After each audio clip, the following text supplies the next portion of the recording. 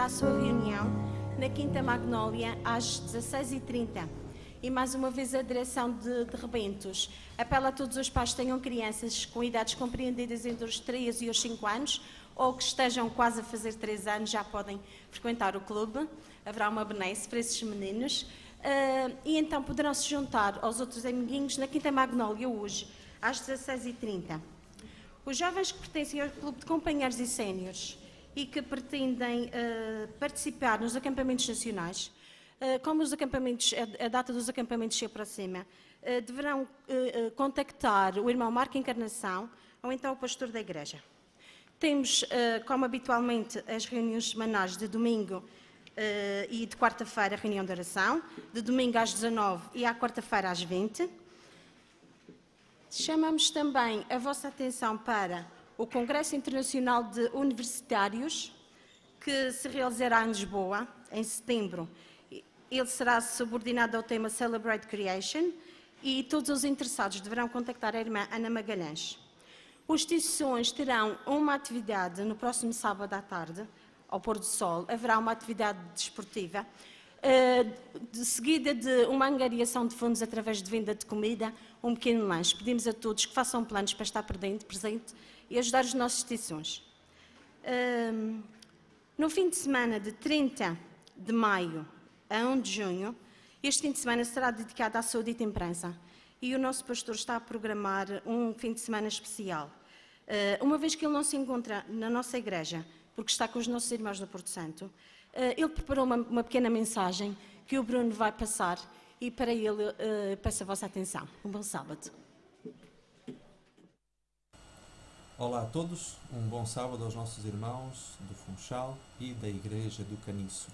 Nós queremos convidar-vos para uma programação muito especial que temos para o final de semana de 30 de maio a 1 de junho. Contamos nesta altura com a presença do pastor Daniel Bastos, que durante todo o final de semana nos trará algumas informações muito interessantes sobre o Departamento de Saúde e Temperança, justamente a área que ele lidera ao nível da nossa União como diretor do departamento.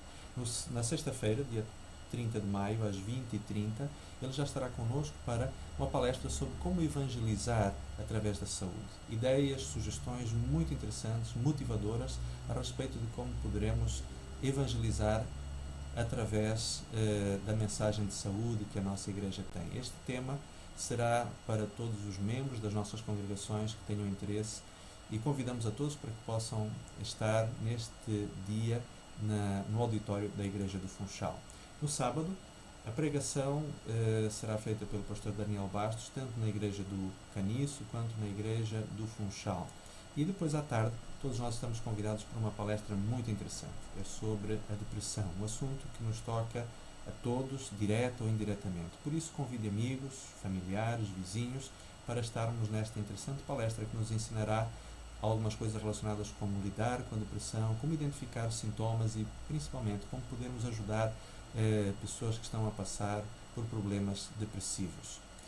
No domingo, nós teremos uma formação que acontecerá durante o dia todo e que será em 4 áreas bem importantes e distintas. Plano 9 dias para deixar de fumar, sobre nutrição e alimentação, sobre como lidar com a depressão e sobre o projeto do Clube Amigos pela Saúde.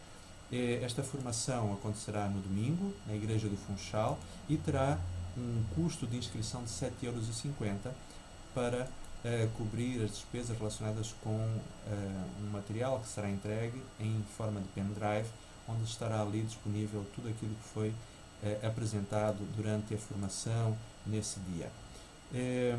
Aqueles interessados poderão fazer, portanto, a sua inscrição comigo durante a semana para que depois possamos ter providenciado todo o material para os participantes destas formações.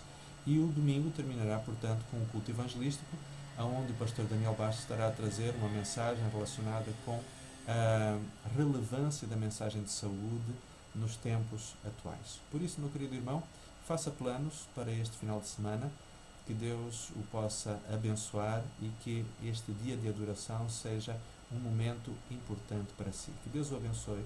A minha oração. Amém.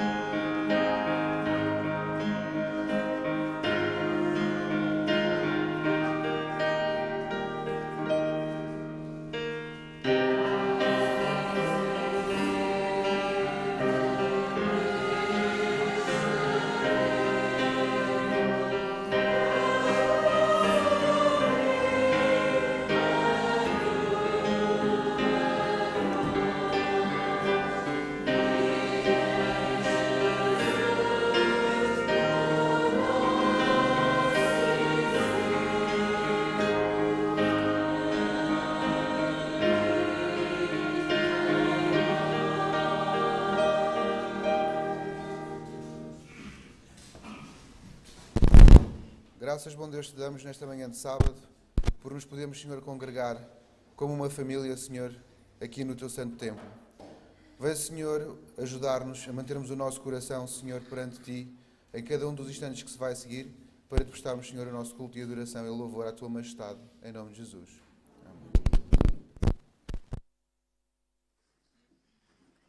Dou as boas-vindas a todos os irmãos aqui presentes e também para aqueles que nos assistem através da internet.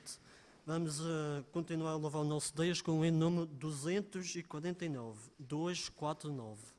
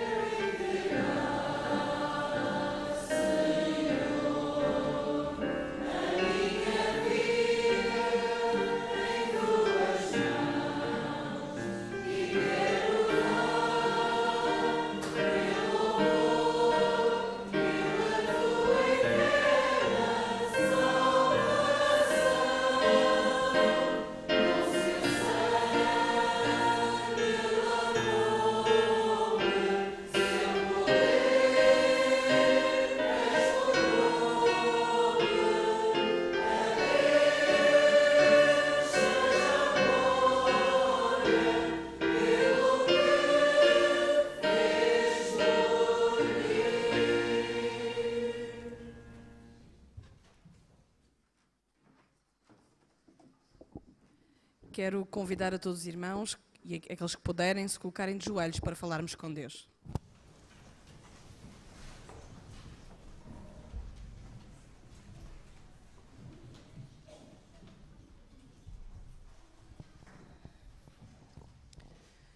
Querido bom e amado Pai, estamos gratos, Senhor, pela oportunidade e o privilégio que Tu nos dás de uma vez mais poder vir à Tua santa casa de oração.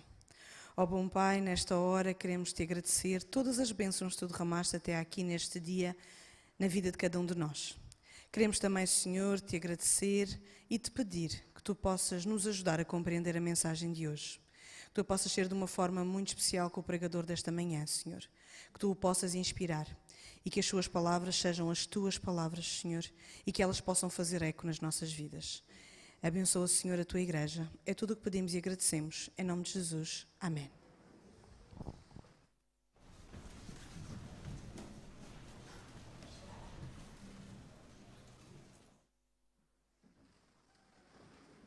Para dar continuidade ao curso desta manhã, vamos proceder ao levantamento dos dízimos e das ofertas, começando pelas nossas crianças.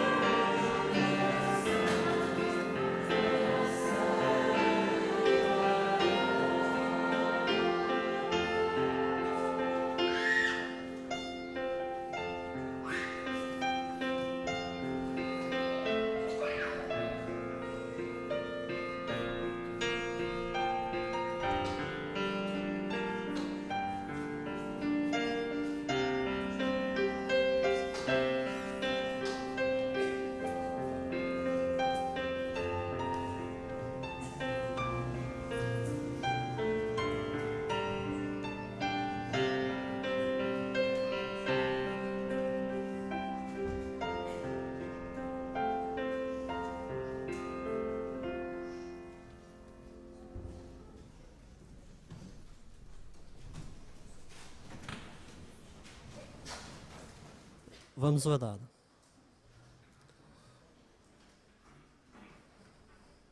Querido Pai, que habitas nos outros céus, nós te agradecemos, Senhor, por mais uma semana rica em bênçãos que nos concedeste, Senhor.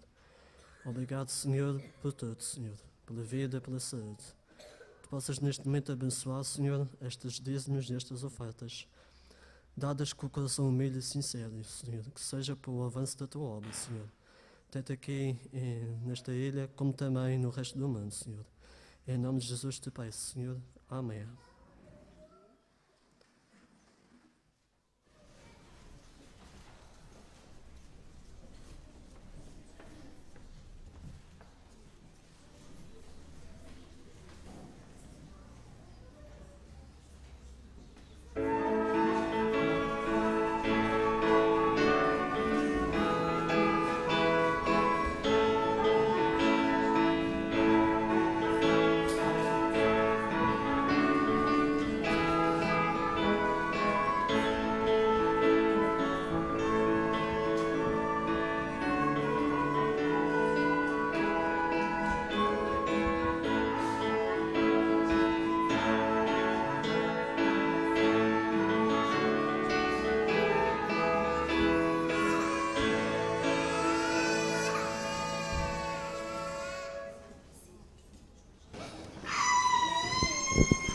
Olá, meninos.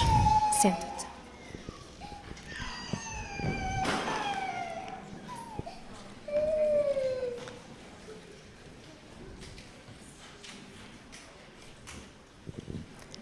Bom dia. Quem é que está bem disposto?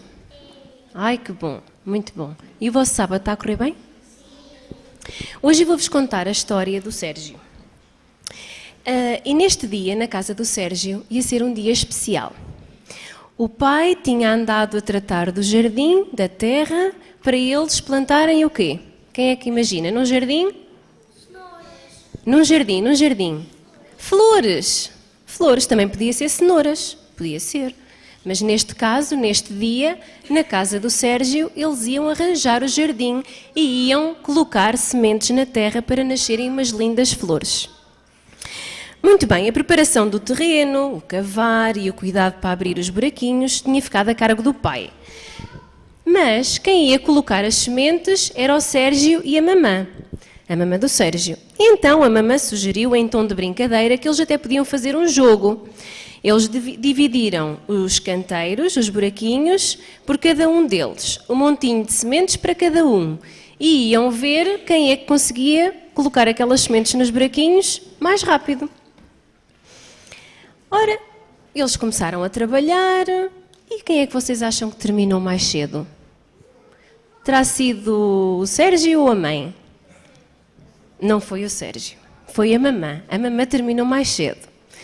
E então o Sérgio andava entusiasmado enquanto a mamã estava lá ao pé dele, mas entretanto, como a mamã acabou mais cedo, ela foi para dentro de casa preparar o almoço. E o Sérgio ficou um bocado aborrecido de ter ficado sozinho e ainda tinha aquele trabalho para fazer. De repente, ele recebeu visitas lá em casa. Eram as primas. As primas queriam brincar com ele. E ele pensou, não é possível. Eu ainda tenho estas sementes todas para plantar e agora vêm as minhas primas brincar comigo, o que é que eu vou fazer? Quem é que é capaz de adivinhar o que é que o Sérgio fez? Diz lá, Rodrigo. Isso teria sido uma ótima opção, mas não foi essa a opção que o Sérgio tomou. O Sérgio não pediu ajuda às primas. Diz lá, Miguel. Ele disse se querem fazer um jogo. Pois, ele queria fazer um jogo com as primas, tens toda a razão, mas ele ainda tinha um montinho de sementes na mão. O que é que ele fez àquelas sementes todas que tinha na mão? Colocou onde? Num buraco, Rafaela, é verdade. Ele colocou as sementes todas no mesmo buraco. Bem, tapou os buracos todos e o que é que ele foi fazer? Brincar com as primas.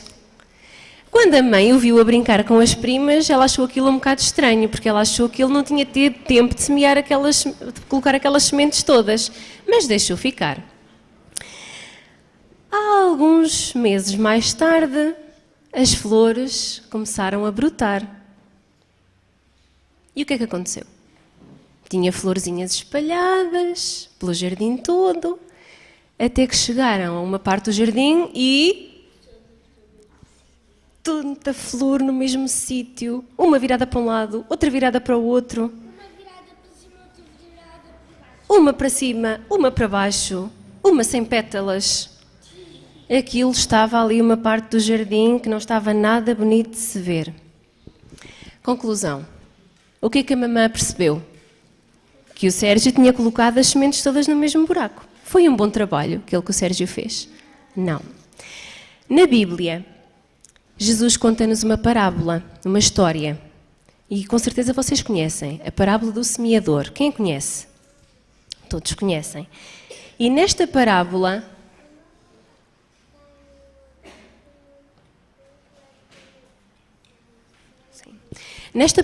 na parábola do semeador, Deus diz-nos, e quer-nos transmitir com esta história, que as sementes, que quando caem em terra boa, crescem fortes e produzem muitos frutos. Então, o que é que eu quero que vocês aprendam com esta história de hoje? Nós podemos semear ou não? Podemos semear. E podemos semear da forma correta. Não é como o Sérgio fez. Nós temos a obrigação de semear com todas as pessoas que estão à nossa volta. E o que é que nós podemos semear? O amor. Mais coisas que nós podemos semear? Rosas. Carinho. Rosas também. E mais coisas? A amizade. Mais. Alegria. Mais coisas que nós podemos semear com as pessoas que nos rodeiam. Felicidade. Mais. Bondade. Estás inspirada, Mariana? Muito bem. É isto mesmo que eu gostava que vocês... Curiosidade também. Se nós despertarmos e semearmos a curiosidade no coração das pessoas, eles vão querer conhecer mais a Jesus. Brincar também. Se nós brincarmos com os nossos amigos e se transmitirmos esta sementinha que é boa, não é? De conhecer Jesus, eles também vão querer conhecer Jesus. Então hoje eu desafio-vos a semear assim como o Sérgio fez, mas não só no mesmo lugar. Vamos tentar semear isto tudo que nós falamos a todas as pessoas que nos rodeiam. Boa, então nós temos é que continuar. Fizeste um ótimo trabalho.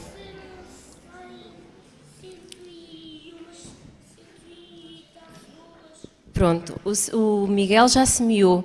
Nós vamos continuar a semear. Puxa, muito grande essa cebola. Pronto, desafio-vos então a que possam semear estas coisinhas boas que nós falámos hoje a todas as pessoas que nos rodeiam, está bem? Bom sábado para vocês.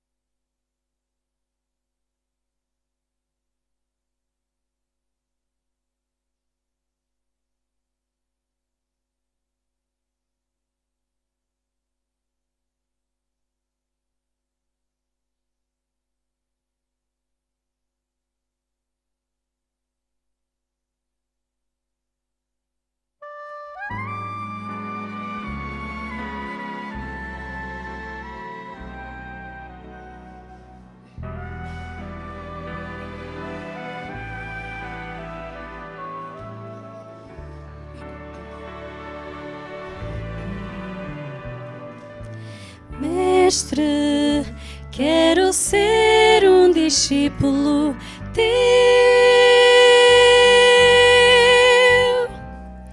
Mestre, quero ser um discípulo teu.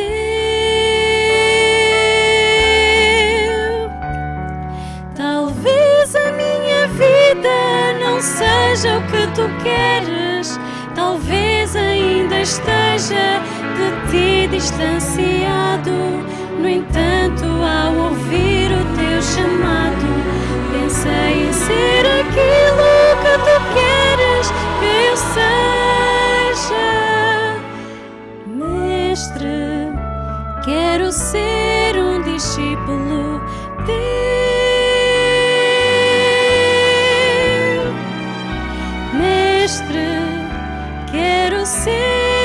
discípulo teu. Eu quero ser um novo ser, eu quero estar onde estás, Mestre. Quero ser um discípulo teu.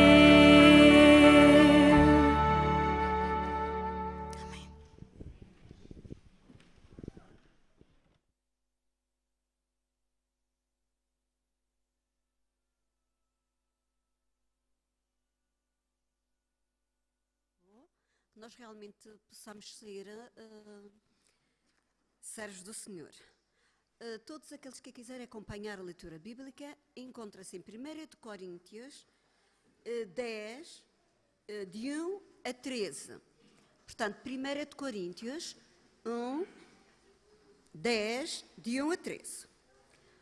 Ora, irmãos, não quero que ignoreis que nossos pais estiveram todos debaixo da nuvem, e todos passaram pelo mar, e todos foram batizados em Moisés, na nuvem e no mar, e todos comeram de um mesmo manjar espiritual, e beberam todos de uma mesma bebida espiritual, porque bebiam da pedra espiritual que os seguia, e a pedra era Cristo. Mas Deus não se agradou da maior parte deles, pelo que foram prostrados no deserto. E estas coisas foram-nos feitas em figura, para que não cobicemos as coisas más, como eles cobiçaram. Não vos façais, pois, idólatras, como alguns deles, conforme está escrito. O povo assentou-se a comer e a beber e levantou-se para folgar. E não nos prostituamos, como alguns deles fizeram, e caíram num dia 23.000.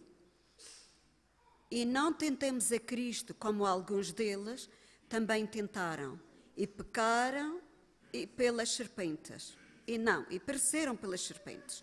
E não murmureis, como também alguns deles murmuraram, e pereceram pelo destruidor. Ora, tudo isto lhes sobreveio, como figuras, e estão escritas para aviso nosso, para que já são chegados os fins dos séculos. E aquele, pois, que cuida estar em pé, olhe não caia. Não veio sobre vós tentação senão humana, mas fiel a Deus, que vos não deixará tentar acima do que puderes. Antes, com a tentação, dará também o escape, para que a possais suportar. Amém. Bom dia, irmãos. Bom sábado. A palavra para os primários é a palavra... Vocês... E depois vão-me dizer quantas vezes é que eu disse a palavra rocha. Para quem...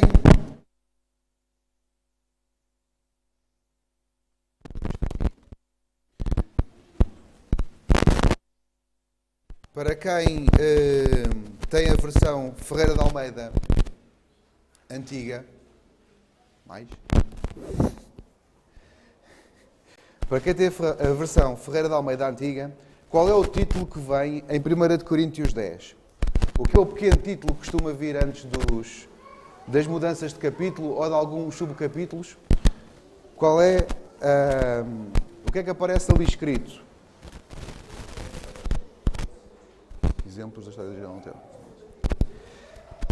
Na minha João Ferreira de Almeida, antiga, diz: não devemos tentar a Cristo como alguns dos israelitas o tentaram.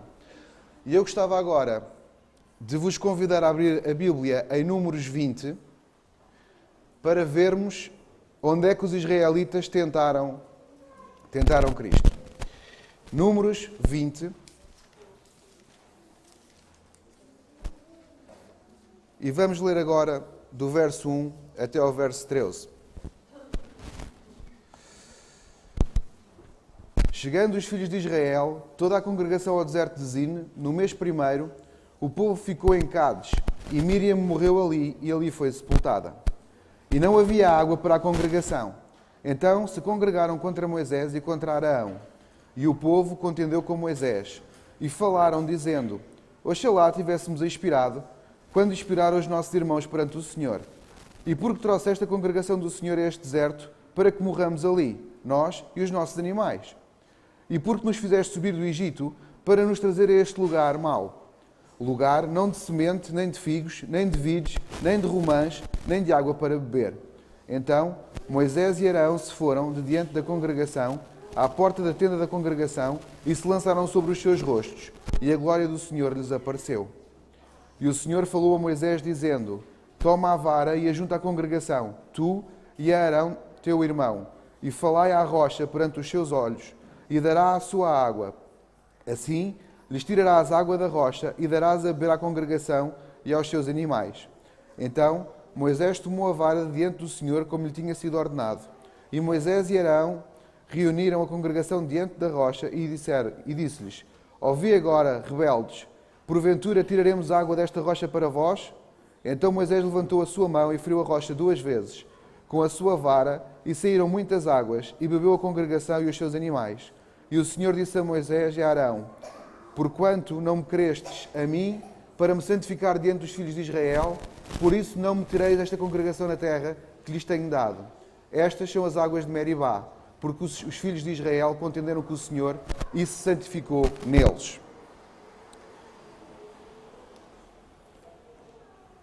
Precisamente antes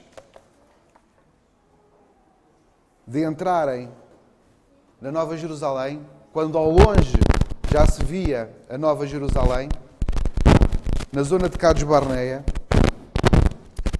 a torrente de água que os costumava acompanhar no seu acampamento acabou. Alguns dias de marcha a mais e eles estariam na terra prometida. Aquela água acabou na altura por uma razão muito simples. Deus queria ver como estava o seu povo. Deus queria saber como estava a sua maturidade espiritual. E então iria prová-los se eles iriam confiar na sua providência ou se imitariam a incredulidade dos seus pais. E o que é que aconteceu, irmãos? Como nós vimos na história ainda agora, eles confiaram em Deus. Eles disseram que Deus proverá, ou simplesmente eles começaram-se a queixar e a dizer que mais valia tê-los deixado no Egito, mais valia tê-los deixado no leão de Coré. Os irmãos que vejam que este povo foi buscar assuntos de há 40 anos atrás. Estes assuntos que eles estão a dizer, mais valia que não nos tivesse tirado do Egito, não tinha sido ontem ou há 15 dias, tinha sido há 40 anos. E aquilo que eu gostava que nós pudéssemos pensar hoje era como aquele povo, quantas vezes na nossa vida, Deus nos dá água, nos dá as codornizes, nos dá a proteção contra as serpentes, nos dá roupa que dura 40 anos, sapatos que duram 40 anos. Estes pequenos exemplos que eu vos estou a dar. E nós, o que é que fazemos de vez em quando? Fazemos como este povo. Dizemos: então Deus, quando temos um problema, alguns na nossa vida, parece que nos esquecemos de tudo o que Deus já fez por nós no passado e dizemos: opa, Senhora, eu confiei em Ti, Tu agora trazes-me para este sarilho, trazes-me para este problema. O povo de Israel, e a história do povo de Israel, é para nós pensarmos na nossa vida espiritual a cada momento.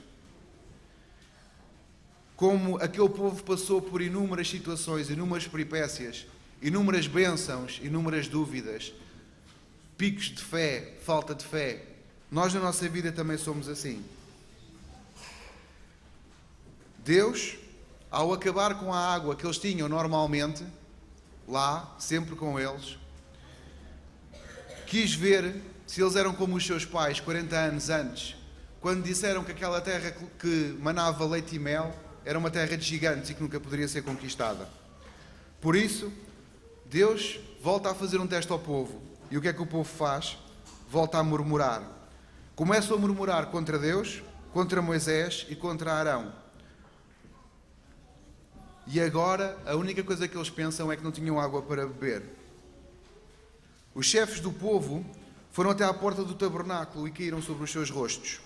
A glória do Senhor lhes apareceu e disse, no verso 8: Toma a vara e junta à congregação, tu e Arão teu irmão, e falai à rocha perante os seus olhos, e dará a sua água, assim lhe tirarás água da rocha, e darás a beber à congregação e aos seus animais. O que é que aconteceu a seguir a isto, irmãos? O que é que Moisés fez depois disto? Moisés tinha uma ordem clara de Deus sobre o que tinha para fazer. E o que é que aconteceu depois? No verso 10 e no verso 11. E Moisés e Arão reuniram a congregação diante da rocha. E disse-lhes: Ouvi agora, rebeldes, porventura tiraremos água desta rocha para vós? Então Moisés levantou a sua voz e feriu a rocha duas vezes. Levantou a sua mão e feriu a rocha duas vezes com a sua vara, e saíram muitas águas, e bebeu a congregação e os seus animais. Depois de tantos anos de rebelião daquele povo, a paciência de Moisés vacilou. A água jorrou em abundância, satisfazendo aquele povo, mas uma grande falta tinha sido cometida. As suas palavras foram uma expressão da paixão humana. Com esta irritação, Deus foi desonrado. A água era má para beber, era amargosa. Aquela água que ele tinha acabado de tocar na rocha duas vezes, a água era má, a água não prestava. A água era boa. Saciou a sede daquelas pessoas com uma melhor água dos melhores rios, dos melhores sítios. Para as pessoas e para os animais. A água não era insalobra, a água não tinha impurezas, era uma água perfeita. Mas uma grande falta tinha sido cometida. Aparentemente era uma coisa muito pequenina. Porquê é que Deus lhe tinha dado tanta importância? E agora no verso 12 vamos ver porque é que esta pequena falha teve consequências tão terríveis. E o Senhor disse a Moisés e a Arão: Porquanto não me crestes a mim para me santificar diante dos filhos de Israel, por isso não me tireis esta congregação na terra que lhes tenho dado. Moisés foi chamado por Deus para libertar o povo de Israel do Egito, do faraó. Há 40 anos atrás, Moisés, pela força de Deus, tinha conseguido isso. Moisés andou 40 anos com aquele povo no deserto, todos os dias aguentando situações atrás de situações. Apesar de quando o seu sogro Jetro lhe fez aquele reparo de dizer: porque é que não divides isto em vários grupos para não cair todos os problemas em cima de ti, ele já ficou um pouquinho mais aliviado. Mas aquelas situações mesmo difíceis, que ele tinha que pedir a Deus resolução para elas, continuavam sempre, durante aqueles 40 anos da sua vida, 1/3 da sua vida, continuavam sempre a massacrá-lo, de cada vez que o povo duvidava e de cada vez que o povo não queria resolver as coisas a bem. Agora, o que é que Deus disse a Moisés? O prémio, o galardão, aquilo para o qual ele tinha trabalhado durante 40 anos da sua vida, agora ia-lhe ser vedado. Por causa desta situação da rocha ser ferida ou de falar com ela, ele iria ser arredado de entrar com o povo na terra prometida. Deus queria ensinar uma grande lição àquele povo, mas por aquele momento precipitado, Moisés tirou força à lição que Deus pretendia ensinar. E que lição era esta, irmãos? A rocha, sendo um símbolo de Cristo, fora ferida uma vez. Lembram-se? Alguns anos antes deste episódio, Deus tinha dito a Moisés para bater com a vara na rocha, para ferir a rocha. Assim como aquela rocha tinha sido ferida uma vez, Cristo seria oferecido para sacrifício também só uma vez. A segunda vez era necessário apenas falar com a rocha.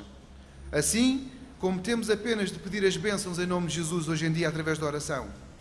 Ferindo-se pela segunda vez a rocha, foi destruída a significação desta bela figura de Cristo.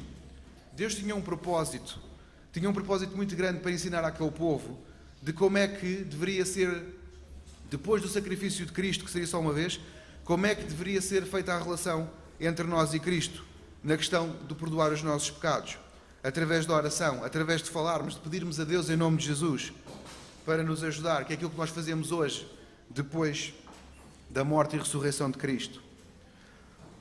Moisés e Arão tinham assumido o poder que apenas pertence a Deus. Por momentos, Moisés perdeu de vista o seu todo-poderoso auxiliador e foi vencido por Satanás. Foi uma tentação súbita. Imediatamente foi também a contrição que veio do coração e Deus aceitou o seu arrependimento, embora não pudesse remover a punição. Moisés, um líder do povo, fez saber ao povo qual era a sua sentença.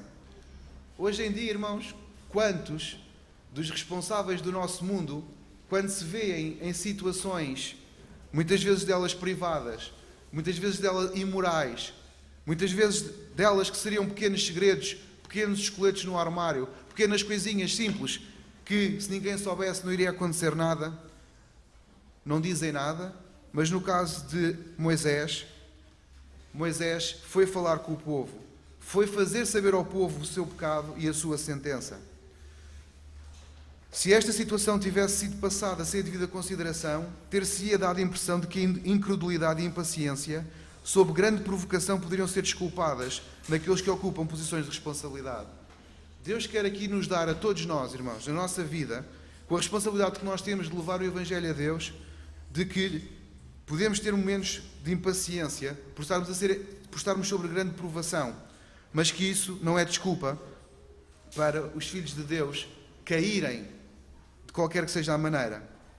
Quando o povo soube que Moisés e Arão não entrariam em Canaã, percebeu que Deus não faz acepção de pessoas e que punirá certamente o transgressor. Esta história deveria ser registada para que em todos os tempos se saiba que o Deus do céu é governador imparcial e que não justifica de maneira alguma o pecado. Para Deus, o pecado é um mal fatal à paz e à felicidade do universo. Deus honrara Moisés mais do que a todos os homens na terra. Quanto maior a luz e os privilégios concedidos aos homens, maior é a sua responsabilidade, mais grave a sua falta e mais severo o seu castigo. Deus fez amplas provisões para o seu povo. Se depositarmos confiança na sua força, jamais seremos apanhados nas circunstâncias. A tentação mais forte não pode desculpar o pecado. Por maior que seja a pressão exercida sobre a alma, a transgressão é o nosso próprio ato, é nosso. Por mais severo ou inesperado que seja o ataque, Deus nos proveu auxílio e em sua força podemos vencer. Nós, irmãos, também estamos à porta da terra prometida. Estamos à porta da Canaã celestial. Aguardamos pela segunda vinda de Cristo. Essa segunda vinda que para nós poderá ser literal, viva, e podemos vê-lo descer nas nuvens dos céus, ou para aqueles também que estarão mortos e ressuscitarão nesta altura. Mas esta história, irmãos, a história de Moisés não acaba aqui. Apesar de ter que morrer sem entrar na Canaã, a Bíblia ainda nos conta mais duas citações com Moisés. Vamos ver em Judas 9, o penúltimo livro da Bíblia. Volta-nos a aparecer aqui alguma coisa acerca de Moisés. Judas, versículo 9. Mas o arcanjo Miguel, quando contendia com o diabo e disputava a respeito do corpo de Moisés, não ousou pronunciar juízo de maldição contra ele, mas disse: o Senhor te repreenda. Judas 9 fala-nos de como Jesus foi resgatar Moisés à morte. E em Lucas 9, 29, não sei se alguém já sabe qual é o episódio que está em Lucas 9, volta-nos a aparecer aqui Moisés. Lucas 9, 29 a 31.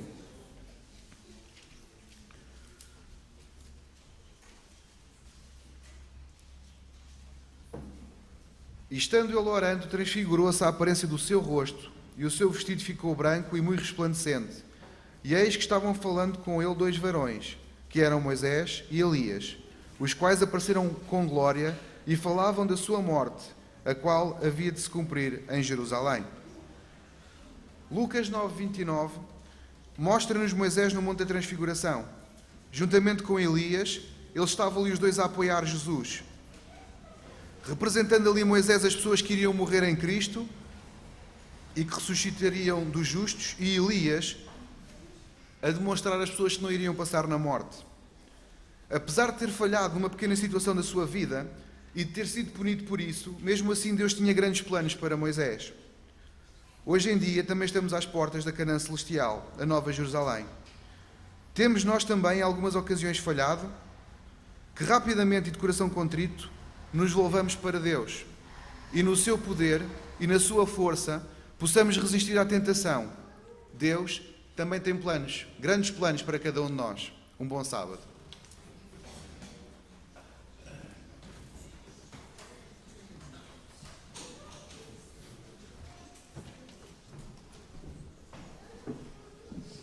E para terminarmos o culto desta manhã, vamos entoar o hino número 557.